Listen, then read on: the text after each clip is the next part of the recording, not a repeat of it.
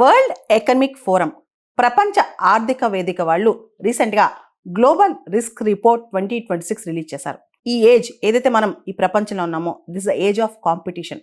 చాలా పోటీ ప్రపంచంలో మనం ఉన్నాం. ముఖ్యంగా జియో ఎకనమిక్ కాన్ఫ్రంటేషన్ కావచ్చు, అంటే భౌగోళిక రాజకీయపరమైన రకరకాల అంశాలు కావచ్చు, అండ్ సమాచారంలో మిస్ఇన్ఫర్మేషన్, డిస్ఇన్ఫర్మేషన్ అంటే తప్పుడు సమాచారం కావచ్చు, సొసైటల్ పోలరైజేషన్ అంటే సమాజంలో రకరకాల పోలరైజేషన్స్, అంటే రకరకాల గ్రూపులు తయారవటం, ఇవన్నీ ఇలాంటి ప్రపంచంలో మనం ఉన్నామని చెప్పి వరల్డ్ ఎకనమిక్ ఫోరం చెప్పుకొస్తుంది అనమాట.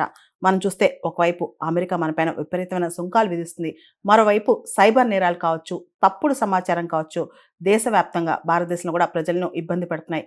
ఈ పరిణామాల నడుమ 2026కు సంబంధించిన భౌగోళిక ఆర్థిక ఘర్షణకు సంబంధించి ఇవన్నీ కూడా ప్రపంచంలో ఈ జియో పొలిటికల్ కాన్ఫ్రంటేషన్, భౌగోళిక రాజకీయపరమైన ఘర్షణలు అనేవి ప్రపంచానికే అతిపెద్ద ముప్పు అని చెప్పి world Economic Forum Global risk రిపోర్ట్లో చెప్పిందనమాట. స్విట్జర్లాండ్లోని దావోస్లో వరల్డ్ ఎకనమిక్ ఫోరం సమావేశాల సందర్భంగా ఈ వార్షిక రిపోర్ట్ గ్లోబల్ రిస్క్ రిపోర్ట్ 2026 అనేది వరల్డ్ ఎకనమిక్ ఫోరం రిలీజ్ చేస్తుందన్నమాట. దాదాపు 1300 మంది ప్రముఖులు ఆయా రంగాల నిపుణులను సర్వే చేసిన తర్వాత ఈ రిపోర్ట్ తయారైందనమాట. భారతదేశం విషయానికి వస్తే వచ్చే 2 ఏళ్లలో, అంటే వచ్చే 1 or 2 ఇయర్స్లో సైబర్ అభద్రత అంటే సైబర్ సెక్యూరిటీ థ్రెట్స్ అనేవి బాగా పెరిగిపోతున్నాయి. అదే అతిపెద్ద ముప్పు అని చెప్పి కూడా World Economic Forum Global risk రిపోర్ట్లో పేర్కొంది.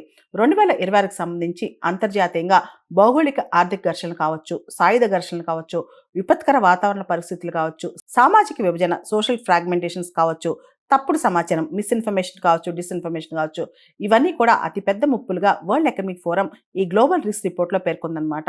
వరల్డ్ ఎకనమిక్ ఫోరం కథనం ప్రకారం వచ్చే 2 సంవత్సరాల్లో మనం చూస్తే జియో ఎకనమిక్ కాన్ఫ్రంటేషన్ అనమాట భౌగోళిక ఆర్థిక ఘర్షణలే అతిపెద్ద ముప్పుగా కూడా పేర్కొందనమాట. దీంతో పాటు తప్పుడు సమాచార వ్యాప్తి కావచ్చు, సామాజిక విభజన కావచ్చు, విపత్కర వాతావరణ పరిస్థితులు కావచ్చు, ఇవన్నీ కూడా ప్రపంచానికి పెద్ద ముప్పులుగా వరల్డ్ ఎకనమిక్ ఫోరం పేర్కొందనమాట.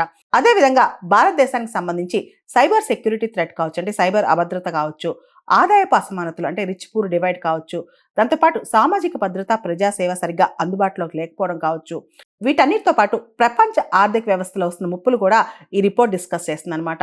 ప్రపంచవ్యాప్తంగా బ్యాంకింగ్ రంగాన్ని మరింత అట్రాక్టివ్గా చేయడం కోసం, అదేవిధంగా బ్యాంకింగ్ రంగాన్ని బలపరచడం కోసం ప్రభుత్వాలన్నీ కూడా చర్యలు తీసుకోవాలని సూచిస్తూ భారతదేశానికి చెందిన యూపీఐని బాగా పొగిడింది. మన యూనిఫైడ్ పేమెంట్స్ ఇంటర్కోర్స్ చాలా అద్భుతంగా పనిచేస్తుందని, చాలా దేశాన్ని దీన్ని రోల్ మోడల్గా తీసుకోవాలని చెప్పి కూడా World Economic Forum Global Risk Report 2026లో చెప్పుకొచ్చింది.